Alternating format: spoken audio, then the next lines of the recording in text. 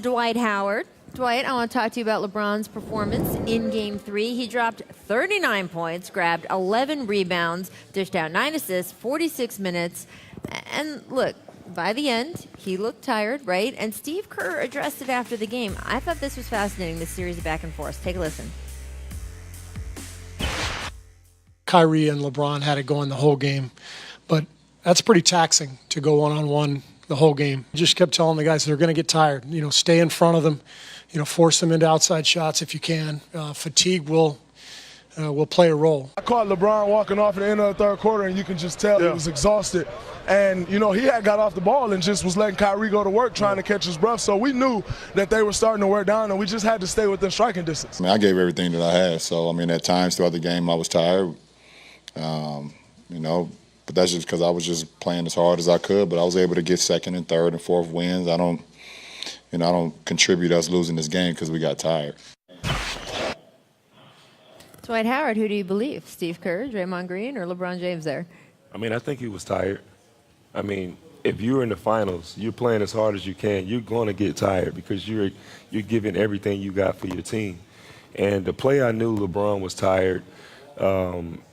Clay got a layup. The play where he was about to fall on his back after he dunked. LeBron usually chased that down and block it. So I'm looking at LeBron, and he's like, oh, I can't get this one. I said, man, he must be tired. You know, so, I mean, it's tough. You're playing in the finals. You're giving everything you got, every possession of the game. And late in the game, you got to try to find a way to muster up some more energy. But for LeBron, he just didn't have any. He can't, you know. You're supposed to rely on your bench to give you something, right? And the bench is really not providing much. Tristan Thompson is really not providing much. He's in your starting lineup, where these guys on Golden State getting it from all over the place, right? LeBron has to score for his team. He has to create shots for the guys coming off the bench, for guys in the starting line like Kevin Love. He has to rebound. He initiates the offense. He's got to go down on the other end and guard one of the best offensive players in our league, and KD. For 4 quarters, that is tough. And then if he comes out of the game, he sees a lead slipped away from his team. So he's playing 46, 47 minutes. I mean, eventually, again, it's going to catch up. These numbers are crazy. I know that not everyone pays attention to plus minus, but when it's this kind of differential, that's insane. And it goes back to what I've been saying. It's the style of play that Cleveland has versus what Golden State has, right? Cleveland, you have 2 guys dominating the ball, going one-on-one. Golden State, these guys, a lot of these times, they're on the receiving end of a pass. Steph Curry, KD, they're on the receiving end. Back cuts, setting screens, popping back, getting wide open shots. It's much easier to play that way, to reserve your energy in the fourth quarter. You're fresh. But I think that's what we were saying earlier, is that, yes, LeBron is tired, but he has to find a way to get himself going late in the game, because his team is not able to score in late games unless he plays that dominant role. Okay, but he's expending so much energy in the first. But he can't go to the bench, and I know you guys were talking about this at the top of the show. I'm watching that second half, right? He took 34 seconds off in the second half of gameplay total. Then, meanwhile, in the fourth quarter, KD is sitting on the bench. Steph's just sitting on the bench, resting right around maybe the 8 minutes to go mark, 9 minutes to go. They saunter on into the game. You feel bad for LeBron? Let me ask you a question, Pip. I'm going to go back to the Portland series when MJ got tired and they sat MJ down. What happened? Let's do it. Wait, what happened? He rested. The second unit went out there. We got back in the game. Listen to what you just said. You got back in the game with your best player sitting down. Well, hey. Right? My best player came back and finished the game. But he rested. He had a chance to rest. LeBron is resting? No, he's not. He can't. You guys want to document the minutes? I'll tell you what. He rested I'll and tell they you lost. what. I'm glad you brought that game up, because the truth of the matter is we had pretty much sort of downplayed the Portland Trail Blazers, made them think we were giving up, and we put the second unit in, and we stole the momentum. MJ wasn't supposed to come back in that game. Really? No. That's interesting. We got back in that game. Who got back in the game? The second unit, right? Second unit. LeBron's team can't The second do that. unit was good, led by me. I was going to say. His team can't do that. We all know that. But my point is, LeBron has to stay in the game to be a facilitator, not try to drive and beat them from 30 feet out in the fourth quarter. He got to go get on the block or get at the high post, as we've seen Dirk do it in a series, and force them to have to come double team. I mean, he's agree putting with himself in a drive situation, out of control, and he's not looking to score. And that's what they need him to do. So Golden State, they play throughout the whole shot clock.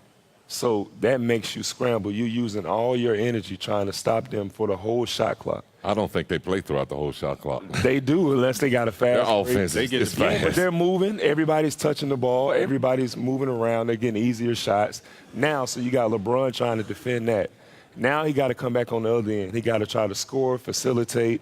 You know, that's tough to do it for a whole series. I mean, that's tough because he's having to do so much for them on every possession. Every but time. As a great player, you got to find a way to dig suck down. it up. You got to find a way to force the Golden State Warriors to double team you because you are a dominant player on that block. This is where I agree with you on. I agree with he shouldn't be out on the perimeter trying to drive 30 feet. Right, especially in the fourth quarter. Now, where you could do your damage and He kicked the ball to Kyle Korver. That yeah. three goes in. It's a completely different I conversation. didn't like is, it but because no one really came to double team on LeBron James. It wasn't a move to score. I think it was more so a move to dish. Yeah. Right? It wasn't such an aggressive move that the defense drawn to him Right. so he kick out to the shoot. And it was a contested three-point. I felt like he should have been more aggressive and forced them to have to come and double team. I thought he got a little more out of control, pushing the ball to his left, which tells me he wasn't looking to score. He was driving to be a passer. I think LeBron's a very smart basketball player. Right. I think when you Definitely get made the right tired, basketball play. you have to either work at the elbow or you have to get in the post and make it easier for yourself and your teammates. And that's what I used to do. When I got tired and my legs is tired and weak and I can't beat you off the dribble, but my mind can beat you if I'm close to the basket and I could draw more of the defenders towards me to make the game easier for myself and my team. And that's what players do as they get older in the game. And have to adjust, right? Michael lived on the block.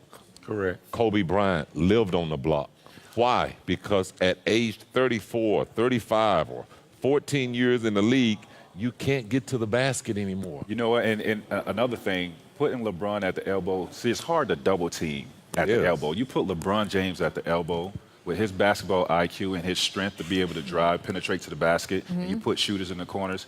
Now you put in the defense at mercy. And now it's one bounce to the rim. Yes. Yes. So I think now they have to make some adjustments. you have to do more elbow post-ups and logo post-ups. Yes. On the block, I don't think he can score on the block, but I think he's most effective when he's at the elbow and he's in the logo post-up. When he's there, he can really facilitate the offense. I don't even know about the logo post-up. I've never heard of that. Right. See, but he's still in the league. He's got the new language. That was the first